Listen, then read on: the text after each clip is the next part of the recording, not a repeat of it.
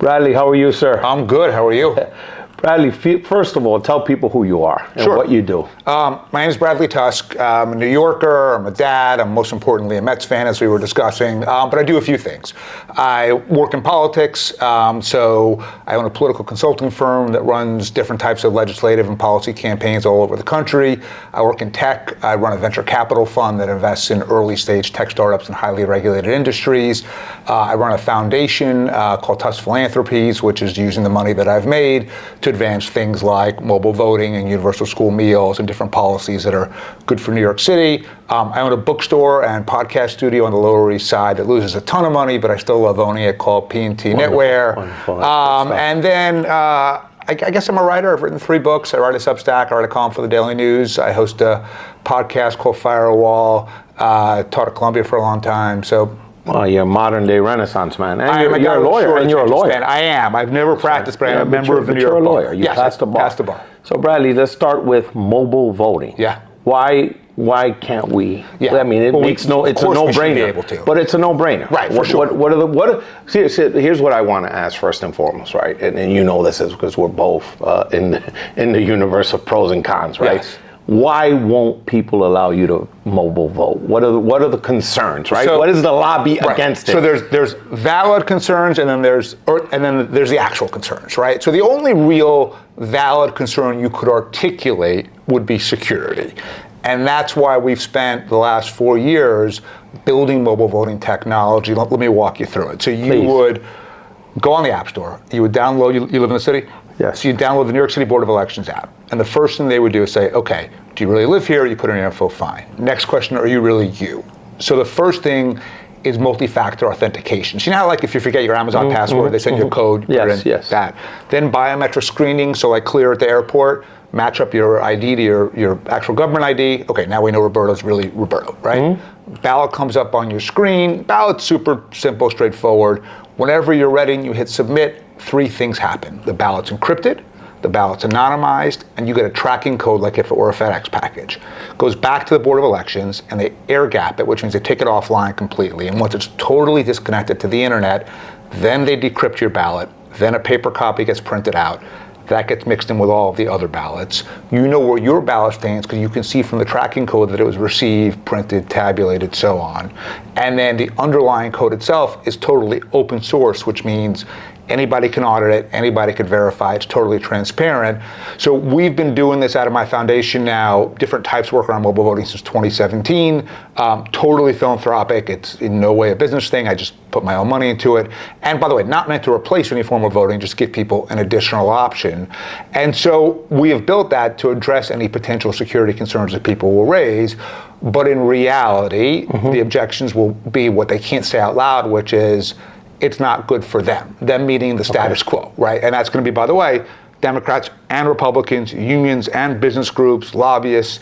If you live in a world of 10% turnout and you know how to succeed in that world, even if that world is totally dysfunctional and terrible for society, you're still not necessarily looking to change it because you're worried about your next election.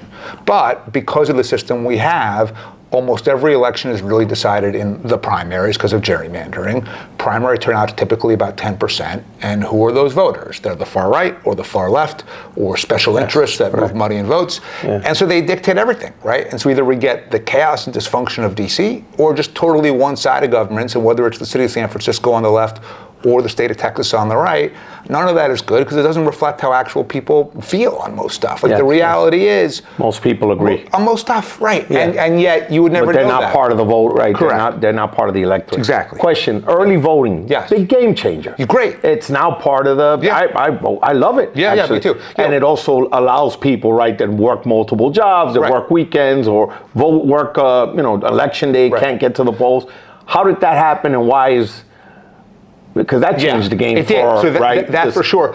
Look, all these things take people who are, by the way, not just things like early voting or voting reforms, but if you just take a step back, every major right in American history, at least, it's probably true in world history too, that ever been won, the women's right to vote, the Voting Rights Act, the Civil Rights Act, the same-sex marriage, American disabilities, whatever it is, Status quo never wanted to do it, but enough people stood up loud enough and long enough and demanded it. It hung in there and kept fighting, and eventually it happened. And that's what happened with early voting too, and that's what we're going to have to do here. Can you imagine a world where you have a month to cast your ballot, and instead of having to go somewhere, you can do it from your living room, you can do it while you're waiting for your coffee, on the subway, whatever you want.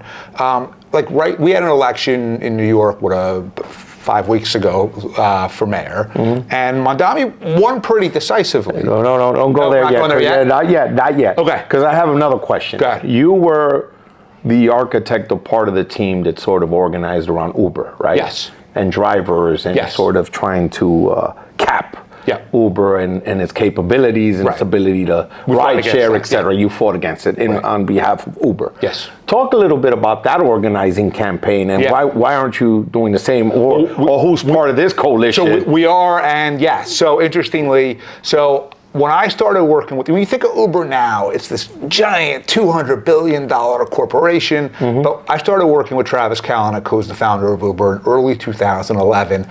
Tiny tech startup. I think the conference room of my shitty little office was the Uber New York office at that point, pretty much. And we were only at that point operating in San Francisco. Uber came to New York, and the taxi industry, which is very politically powerful, immediately pounced and said to the regulators, make them go away.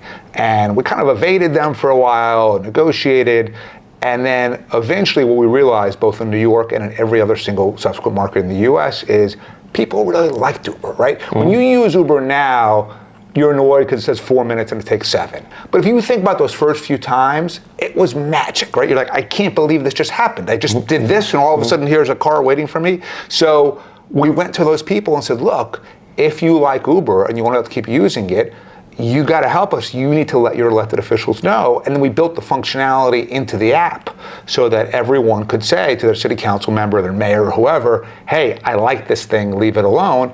And eventually millions of people did that, and that's how we won, right? We overwhelmed the tax industry. My strategy with mobile voting is the same thing. In fact, Travis Kalanick is part of what we're doing on mobile voting.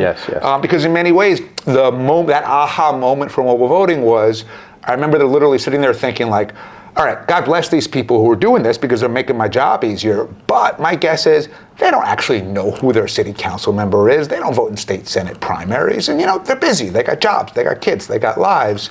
But when we made it really easy and we put it on their phone, all of a sudden things changed and they got involved. So the question became, what if they could vote this way?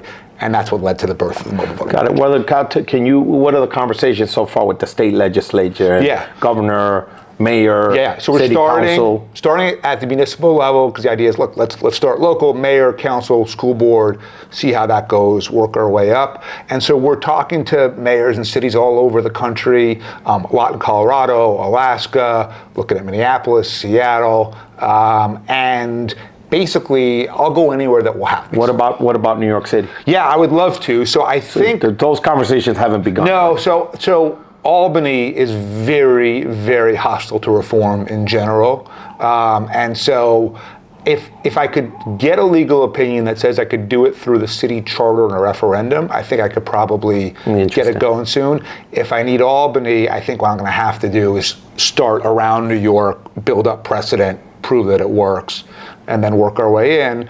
But who knows? The other day we were sitting in the office and someone from LA reached out to us and said, can we have a conversation? So, my view is I want to do it wherever we can. Democrat, Republican, one part of the country, another, doesn't matter to me. Brad, part of this show is political anecdotes. Yeah. Rod Blagojevich. Yes. Before we get into the meat and potatoes of the election and the outcome, Rod Blagojevich. Yeah. Talk about what a personality. Yeah, he really was. Look, he is one of the most interesting people I've ever met.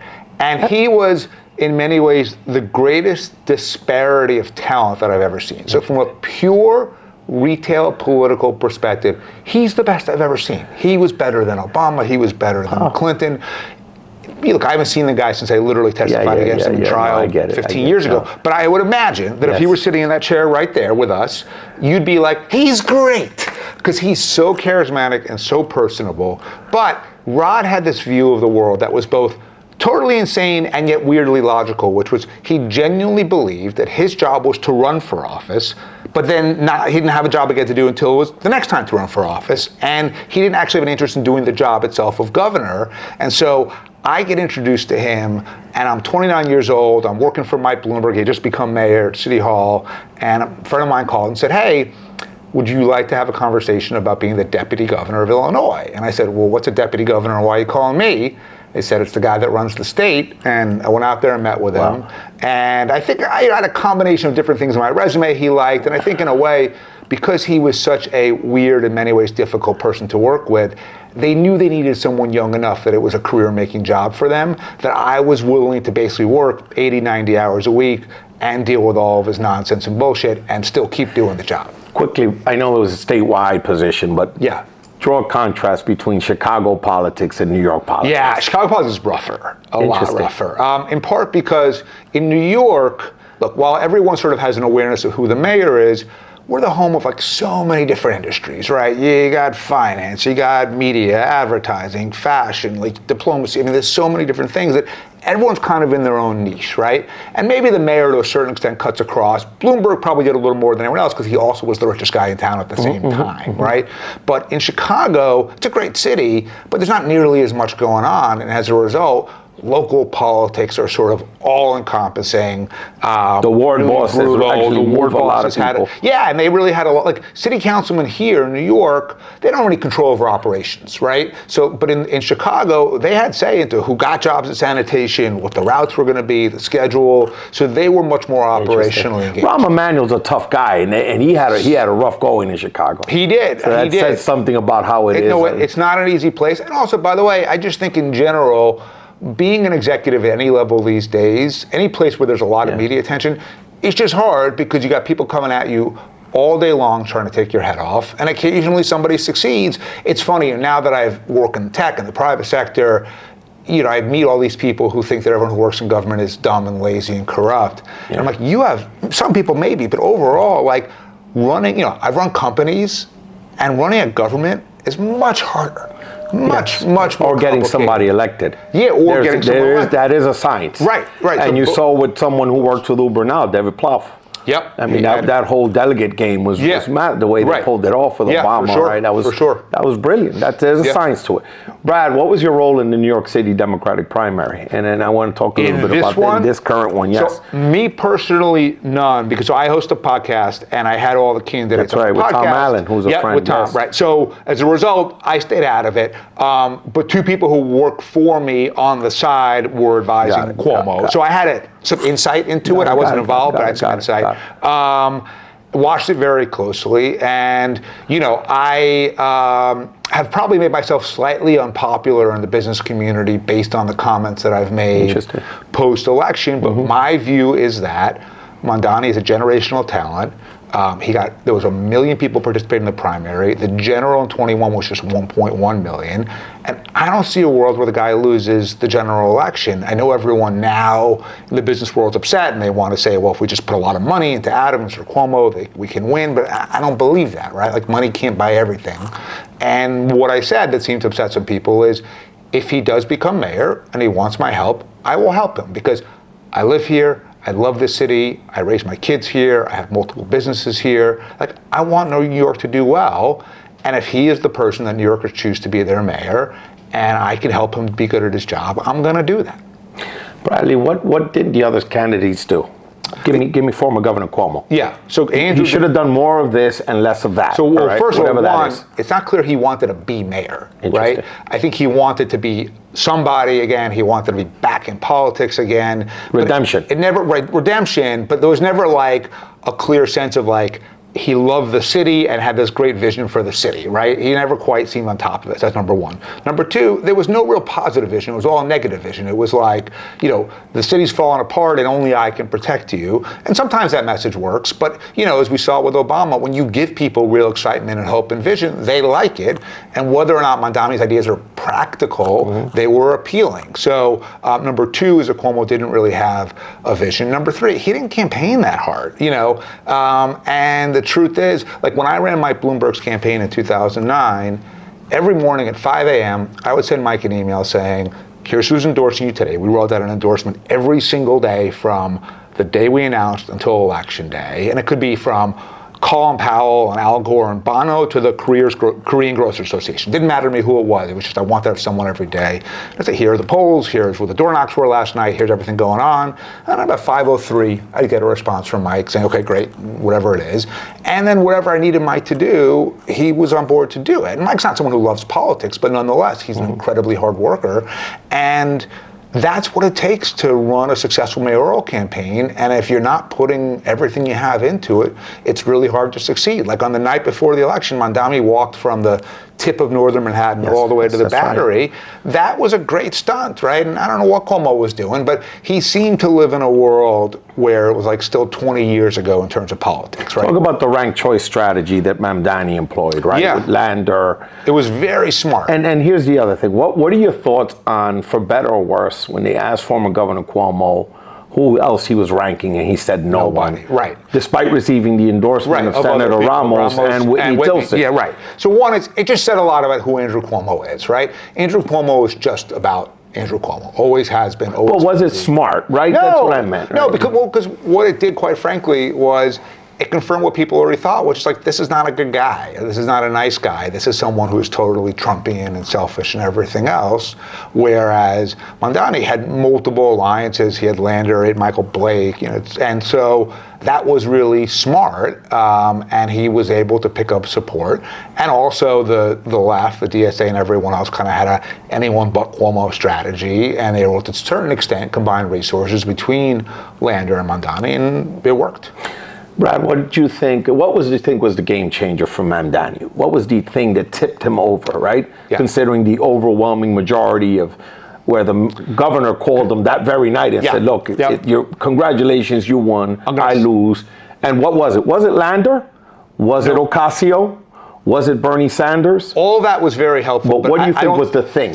I'm going to come a couple of candidates. Please, please. So one would be, I think early voting, like you mentioned before, was unbelievably helpful in the sense that this groundswell of support became really apparent, and that just built on itself. It built momentum and just drove more and more people into his camp. So that's number one. Number two is, I think, and look, I don't agree with his positions on this necessarily, but I think he used the Israel situation really, really intelligently from a political standpoint, which is it was a feature of his campaign, not a bug, right? Like he understood that there was a lot of people, both Jewish and non-Jewish, who were really upset with what was happening, and there's no real way for anyone to sort of express themselves on that politically. It's not like we have an election for Israeli, leaders. And so in a way, he kind of made it a referendum in many ways on Netanyahu and what was happening there. And a lot of people said, this is one way I can express it. So he was really smart to capitalize that. And I think he understood that it, wasn't just non-Jews. A lot of people. I'm Jewish, and I wrote my Substack today saying this has to end because it's bad for Israel, right? Forget about what it's doing to the actual people in Gaza. So I think that was really critical. And then the third would be the cross endorsements with Lander. Interesting. Brad, let's talk a little bit about now going forward. If let's say conceivably Mamdani is the nominee, right? He wins in November. Yep. What would you advise him in terms of personnel? For example, the big one, and you talk about getting the business community a little bit peeved to comments. Big one is Police Commissioner Jesse Tisch, right? And de Blasio, right? Again, people perceived him as this, lefty, and he, brought in Bratton, and that led him a level. Alicia Glenn, right, had come from Goldman Sachs. It said it basically calmed some fears of, that the city allegedly, right? We saw. Bratton's good. Bratton's a good commissioner. Jesse's clearly a very good commissioner. So would you advise him? I would certainly done that. I would certainly say keep her, because it would do three things. One, and then I'll get to he and I have actually had a conversation about hiring, so I'll tell you what we discussed. Oh, interesting. But one is, if you kept Jesse, obviously you care about talent because she's unbelievably talented. Mm-hmm. Two, clearly you care about the city being safe and well run and orderly because, if you wanted to fund the police, you wouldn't have someone like her in charge. And three, the police commissioner is one of your top 3 appointees, something like that. So how much of an anti-Semite can you be when one of your most critical people is Jewish, right? Mm-hmm. And so I think he would be really well advised. I talked about this when he was on my podcast. I said to him, listen, you have all the affordability stuff, ideology, and it works well in an election, but the job itself is an operational job, right? It's really not an ideological job. And what made Mike an effective mayor more so than like how smart he is or how hard he works or anything else. He just said, I want the best people I can get and didn't give a shit about politics or anything else. And thousands of people like you and me showed up in city government, and then he let us work. And most of those people did really good things. And I remember Mike used to say, I don't care if someone's a communist, if they're the best person to pick to run the sanitation department, I want them there. So I said, Zohran, you should say, I don't care if someone's a capitalist, if they're the best person to pick up the trash, they should be the sanitation commissioner. So what he said to me was, as long as someone doesn't disagree with me on the thing that I'm hiring them to do, fair enough, I don't care what their politics are. If he means that, there are lots of really talented, smart people in the city and around the country who I'm sure would love to come be a commissioner, an assistant commissioner, a deputy commissioner, a deputy mayor, whatever it is. And I think he could build a really good team. If he doesn't mean that, and he only wants to hire people who see the world exactly the way he does, he's going to have a hard time because most people in his ideological camp don't have management experience, don't have operational experience, and they're going to fail. So my hope is that he sees the bigger picture. He says he does, and we'll find out soon. Bradley, what do you think of the non-endorsements? And what does it mean in terms of the national narrative in the Democratic politics? Because let's face it, the only people in the Democratic Party that are driving people to rallies are the people that align, with his politics, well, did you see that to serve as a counter. No one that's a moderate is getting people out to these rallies at the level of Bernie, at the level of Ocasio, and again, here's a guy, Brooklynite, older man, young Puerto Rican from the Bronx, woman. New York City. Right, so you're talking about the spectrum. A Muslim, born in Uganda. And they're the ones driving people in the Democratic Party. They're incredibly charismatic people. They believe in something. I don't agree with... But Brad, where I'm going with this is Hakeem hasn't endorsed. Senator Schumer hasn't endorsed. Some of the county leaders haven't endorsed. What does this mean? Do you think it's a smart play? So a few things. One, I am of the view that endorsements from other politicians means nothing. It's a huge waste of time. There might be someone like a Bernie, a Trump in a Republican primary. Occasionally there's an outlier figure. But overall, campaigns spend so much time, waste so much time, we got to get this state senator on board, or we got to get this assembly member or council member. Look, back in the days where there was a real machine, different story, but it doesn't exist anymore. But Brad, what I'm saying is this is not common. Usually you win the Democratic nominee and everyone's falling over each other, right? For sure. We even saw with former Governor Cuomo. A lot of people this is inevitability, it's going to happen. And here it is, the actual nominee who won hands down is having a hard time. In 2009, because Mike was the Republican and independent nominee at the time, I remember having conversations with the equivalent people from New York, and they were saying to me, look, I really like Mike. I like working with him. You guys are going to win. I'm going to be a good partner to you. I have to endorse Bill Thompson because he's the Democratic nominee. I was like, I get it, no problem. Here, they're not doing it because they're sort of stuck between hearing from donors, different interest groups, and then constituents. But the reality is, it might be at their peril because if I'm Mamdani, the truth is, I'd be just as happy not to have them. He doesn't need Hakeem's endorsement to win, but guess what happens if he wins without it? He doesn't owe him anything, right?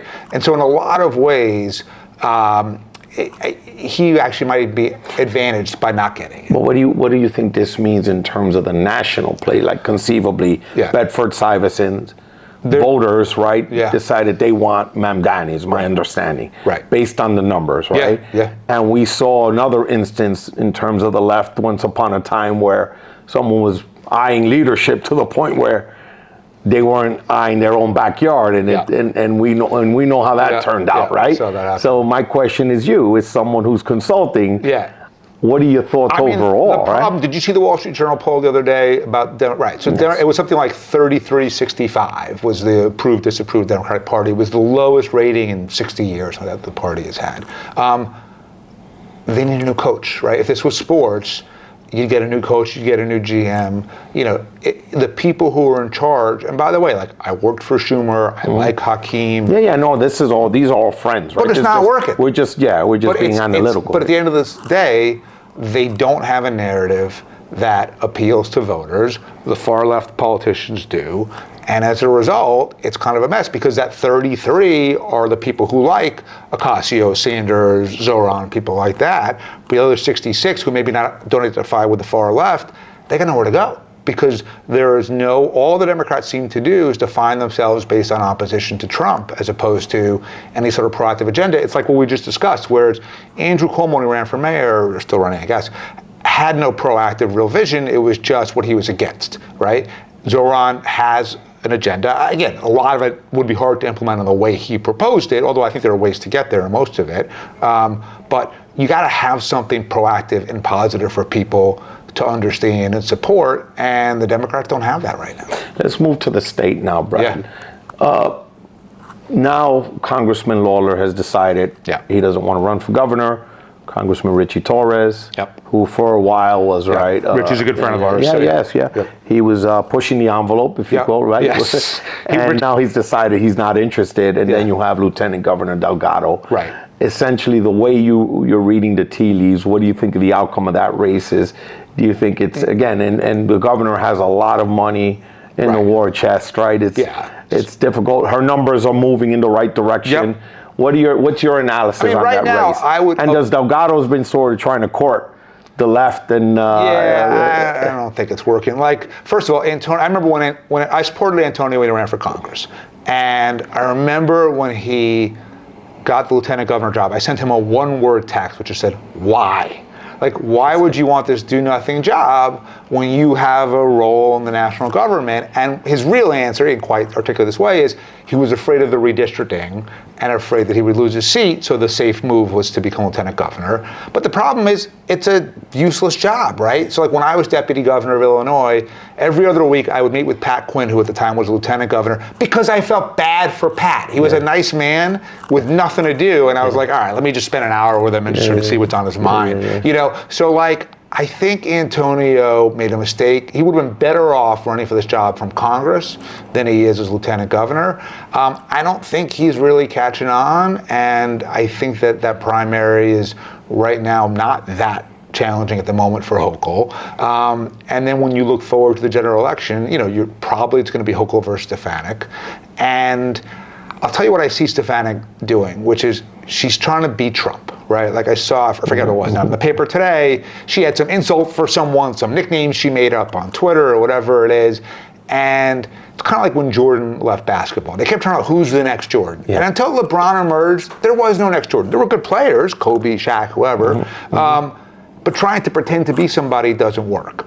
And I think if Stefanik tries to run as Trump light, one, I think that's really tough. I think Trump can do Trump. I'm not sure anyone else can. And two, right now, if New York remains sort of wildly anti-Trump overall, that's going to result in pretty big turnout in the midterms. That may be more about an expression of the federal elections, but nonetheless, Hochul's on the same ballot. So I think she's the beneficiary of that. Right, let's have some fun now. 3 things you would have told your younger self. 21-year-old Bradley Tusk. So not 3 pieces of advice. I'm going to do that, but I'll also say, if you like this whole thing, when I turned 50 a year ago. Yes, I read it. That's where I got that. I wrote something about that. So it's on my Substack. So say it. Say what are the 3 things you would have told 21-year-old Bradley Tusk about life? It's up and down. Right? Like, I think what we all want to think Peaks and valleys. Once I get this settled and that settled, everything's going to be clear. It's just not the way it goes, right? Like, things go really well, then things don't. And like, you have to be able to just sort of recognize that and kind of surf the waves of it, because, you know, we would all like it to be easy all the time, but that's just not reality, right? So that's number 1. Number 2, I would say, only 2 things really determine human happiness overall, assuming you're healthy, assuming you aren't homeless or anything like that, which is relationships and fulfillment. People who have other people in their lives that they love unconditionally, support unconditionally, and vice versa, and people who do things, it could be their work, it could be their religion, it could be their volunteer activity, whatever it is, that bring them a sense of meaning and purpose, are happy people, right? Harvard did this study, started in 1934, called the Grant Study. You know what it is because you're nodding. And what they did was really interesting. They took a group of sophomore men, they took a group of working class young men in Boston and said, we just want to know what makes people happy. And they studied them their entire lives. And what they concluded effectively was, like, the guy who in the book was the happiest was a Harvard graduate who became a public school teacher in Vermont because his job gave him a real sense of fulfillment, and he had a great relationship with his family, and, you know, the kids loved him and everything else. And that was actually better than the CEOs and the US senators and everything else. And so number 2 would be, focus on your relationships, do things that give you meaning and purpose. Look, I'm a first generation American. I didn't grow up with a lot of money. Then I worked in government, didn't make much money. And then I got lucky because when I worked for Uber, they couldn't afford my fee, so I took stock and that became Uber. Yes. So then I made a lot of money, and I like having money, right? My Mets tickets are fantastic. My Knicks tickets are pretty good too. So like, it's better than not having it. But at the end of the day, the stuff that really makes me happy, I've noticed, is either being with people that I love and care about, or doing things that to me feel meaningful. So I'll give you an example. Yesterday, two things happened. One, it's a small thing, but I often pick a New York City issue and just try to influence it. So e-bikes, the city e-bikes, you're supposed to be 16 years old to use it, but there's no age verification whatsoever. And I saw my son and all of his friends, it's sort of the teenage boy thing to do in New York, is like jump on these e-bikes and ride them at top speed. They never wear a helmet because it looks uncool. Mm-hmm. And Lyft, who owns City Bike, should be required to do real age verification. And so we launched a campaign yesterday just to say, hey, you need to do this now. And I'm going to start putting more and more political pressure on them until hopefully they do it. Is it the biggest thing in the world? No, it's not. You know, there are things we certainly worked on that have had more impact, but I think it'll save some kids' lives and save some families, right? And then last night, I went with my daughter to a concert. We went to the Beacon and we saw the Yeah Yeah Yeahs, and she's 19. And the fact that she was willing to go with me, to me, I was so grateful, you know, that she thought I was cool enough. Now, I bought the best tickets you could possibly get, right there. It was awesome. But those were the two things yesterday that ultimately probably were much more meaningful than, you know, whatever deal I did or didn't make it work or anything else like that. 3 most influential books you ever read. Oof. So, Advise and Consent is a book that by Alan Drury. It was from the 1950s. It was about a Senate confirmation hearing for like a cabinet job. And I read it when I was like in 5th or 6th grade. My dad gave it to me, and it just fascinated me, and I got interested in politics, and have sort of stayed interested in it ever since, as you can tell from this conversation. Mm-hmm. So that was really, really meaningful. 2, probably The Power Broker. So my first job out of college, I was a spokesman for the New York City Parks Department, worked there for 4 years, and you know, Moses was the Parks Commissioner, and Moses was a very complicated guy. A lot of bad, a lot of good, but he got shit done. Yes. Right? And I think, to me, what I learned from that is like, you know, you can have all the process you want, but either at the end of the day, you make stuff happen or you don't. And that doesn't mean you make things happen by breaking the law or hurting people necessarily. But, you know, if you're, generally speaking, you know, I judge myself on like, not just did I try, but did I succeed? Did I change this policy, this law, this person's life in this way? And when I can point to an actual outcome, it's a lot better to me. So, I would say that's number 2. And the number 3 is a weird one. Do you know who Don Winslow is? No. So Don Winslow is like a crime writer, fun books, you'd enjoy them, but not like, it's not Dostoevsky, right? Yeah. He had a book, I think it might have been like The Gentleman's Hours, but it's like surfers and drug dealers in San Diego. Mm-hmm. And there was just a random line in there, but I always come back to it, where it's one character was talking to another and said, the meaning of life, grasshopper, is to do the right thing and the next, one after the other, and that's it.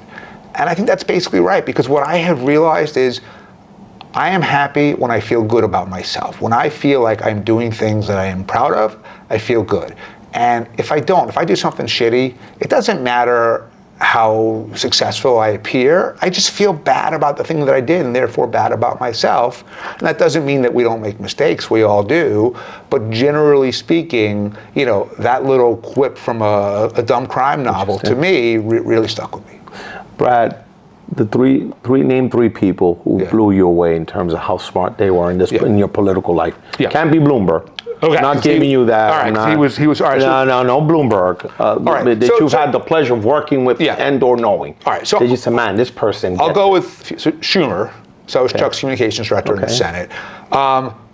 What separates Chuck from Senator Schumer from the rest of it? One, works harder than literally anybody. Like, just his work ethic is just unrivaled, and by the way, keeping up with him, I mean, I'm a hard worker, and like, I kept up with him, but it was a lot. Chuck was sort of the personification of what drives politicians, right? In terms of, it's not really about public policy. It's not really about laws. It's about, they really need affirmation and validation at all times. And Chuck was sort of the best and the worst of everything simultaneously. And by seeing that sort of firsthand, talking to him all day, every day for 2 straight years, I really learned what makes politicians tick. And I would say everything that I've done since is really taking that knowledge and then applying it in different ways. Travis Kalanick, founder of Uber, among the smartest. In fact, I remember once we were in my office in New York and we were sitting there and I'm on another call and it's like this complicated potential client to do with heating, tax credits and trade and carbonization. I still didn't understand at the time. He's only hearing my half of the conversation, didn't even know what I was talking about, and then started offering me on the call advice of what to say that was far more intelligent than anything I would have come up with. And his relentlessness also is just incredible. We work together now on his new startup, Cloud Kitchens, and just, there's almost no one I would invest in ahead of him. And then the third's kind of a funny one, but it's a guy named Doug Perry. So Doug was a singer from the Metropolitan Opera. I'm not an opera guy at all. I don't know nothing about it. But Doug runs a soup kitchen on 16th Street, 2nd and 3rd called Common Table in the basement of a church. And I've been volunteering there for about 12 years now, once a week. And what I love about Doug is this is a man who just we talk about sort of a zero-sum worldview and an abundance worldview. I try very hard to have an abundance worldview, to have a life that's filled with love and kindness and decency. But I got to work at it, right? I'm not sure all of it comes totally naturally to me. This man just personifies all of it, and people love him from, the homeless person who's the most down and out to the volunteer that's, like me, that can pay for everything or whatever else in between. And to have that level of goodness and optimism, I don't have that. I probably never will, but I admire it tremendously. Brad, let's wrap this up. Anything you want to add that I forgot to ask you that you want to mention? Yeah, a couple of things. So one, mobile voting, right? So we got into it a little bit, but what I would say is we're now going to start running campaigns in cities all over the U.S. to legalize it. And as we discussed, the powers that be are not going to want it. And we're only going to win with a big grassroots movement. So anyone watching this, if you're interested in what we're doing, please go to mobilevoting.org. And if you want to volunteer in any way, you can sign up to do so. Let's be honest. One, it's crazy that I'm just a random dude, is the one trying to fix democracy with mobile voting. It should be the government, not me. Two, I'm making this shit up as I go along completely, right? I could tell you what my plan is, but at the end of the day, it's pretty, happenstance. So I need all the help I can get. I did just do a TED Talk on mobile voting, so you could check that out too. It came out 2 weeks ago. Yeah. I think it came up on YouTube today. And so people can check that out. So yeah, mobile voting is the kind of thing we're doing that. I really believe in it. I think it's the only scalable solution to democracy. But I also know that it's going to take a lot more than me and my, kind of ragtag team of misfits to make this thing happen. And so, would be grateful for anyone's help. I want one last one. I'm sorry I said it last. Sure. 3 young politicians you're impressed with. In terms of, you were in Illinois. You were in Illinois. Yeah. You saw the Obama in 2 years. Yeah, from a state senator. Totally. To the president. You want to hear something really stupid? When I was in law school, he was a professor there. And I didn't take his class because the other guy was so famous in the world of constitutional law. I'm like, I got to take David Curry's class. He's this great scholar. I remember struggling to stay awake in every con law class with Curry, and then fucking Obama becomes Obama. But I did get to work with him when he was a state senator and I was deputy governor. And I would say I knew he was really talented, but if you asked me in 2003, is this guy going to be president in 5 years? And I never would have said yes, right? Look, Zohran obviously is just remarkable political talent. Richie Torres is another one that is really impressive to me and stands out. I'm forgetting his name, but there's a state rep in Texas who was on Rogan the other day, and I listened to the interview with him. Latino guy, really, really impressive. So that's another one. And generally speaking, for me, I love mayors and governors and kind of executives who actually run shit and do shit more than kind of, like politicians who talk about stuff. I should also mention my brother-in-law, Josh Gottheimer, is a member of Congress and a prominent member of Congress and very effective at his job. He's 50s. I don't know if he's young, but he is very talented. Brad, if you had a magic wand, who would you nominate for the Democratic nomination to take on Trump? Wes Moore? Shapiro? It's a great question. Here's the reason. So my head goes to where yours is. A smart centrist governor, you name two, and we could pick out another, Bashir, Cooper, Whitmer, whatever, yes. right? There's a group. I just look at that Wall Street Journal poll from Sunday, and I'm like, fuck. Like, it feels to me like a pretty wholesale rejection of the mainstream Democratic narrative.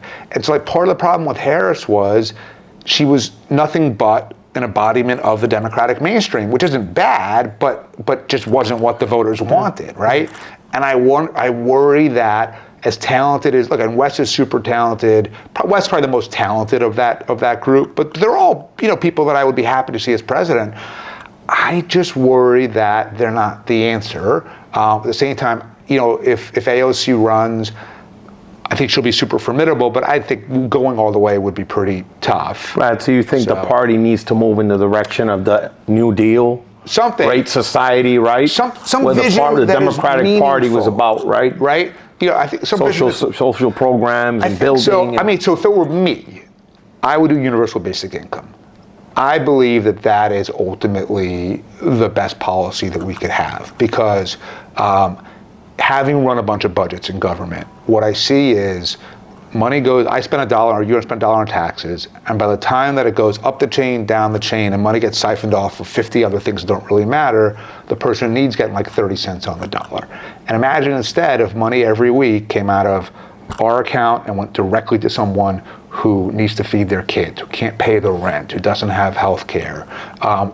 I think we could help a lot more people. And this was Dr. King's idea back in the early 60s. This is not a new concept. Andrew Yang made it popular in the presidential campaign in 2020. But to me, I believe in free markets. I believe in capitalism. I believe in innovation. But at the same time, I believe in helping people. And I've now spent 30 odd years in and around government. And what I've learned is government is very necessary for certain things. So infrastructure, defense, law enforcement, all of that. But I think when it comes to just helping people in need, there are probably better ways to do it than we do it right now. And I think universal basic income would be the best way. If Mayor Adams is a one-term mayor, yes, what would you say was the biggest mistake he made if you were someone who's been around a long time? Yeah, like so yourself? I don't think it's the corruption stuff. Okay, I don't. I think it's a combination of he hired too many of his buddies who were not qualified to necessarily run things and gave them way too much power, and as a result, they fuck things up. The other thing that Eric, and he still doesn't seem to get this, which is he'll say to you, well, look at the stats. The city is pretty safe. It's pretty this, pretty that. The people don't feel it, right? And it doesn't matter what you say, how they should feel, if they don't feel that way, and he never seemed to understand that disparity. And the problem is, the stats might say one thing, but you go into the subway and there's a guy either peeing on himself or just totally whacked out, and you're nervous, right? Human beings, and if you walk around a city where it doesn't feel clean and safe and well run, and look, he made a lot of mistakes. For example, how do you let thousands of illegal weed shops just stay open for a year? It's that's fucking, what if I open the cocaine store? Is that okay? Or shop, the scaffolding thing. So we finally helped get a bill passed in March to get rid of it, but he didn't really do that much about it. He did a little bit, but the shoplifting epidemic, people riding e-bikes the wrong way on the sidewalk, and it's just they're not maybe the biggest things, but it all contributed to a feeling that no one's in charge and the city's out of control. And he never seemed to really understand that. And I think he could have, with a real focused effort, taken care of most of those problems, and also been clear with New Yorkers that he understood those were the problems, and he didn't do so. And no matter what he says, I just saw a poll that came back this morning, and he was underwater by over 50 points, right? So the voters just don't want the guy, right? And so I think fundamentally, and I said this to Mamdani also, especially for the re-election, if they feel like the city is clean and safe and well run, they will give you another term, almost no questions asked. If they don't feel that way, it doesn't matter what the stats are. It doesn't matter how much money you spend on ads or anything else. they're not going to go for it. Brad, thanks again. Thank you for having me. But you got to promise to come back. I would love to come back. We got to talk a little more sports. Yeah, I would love to. Thank you so much, Brad. Appreciate you.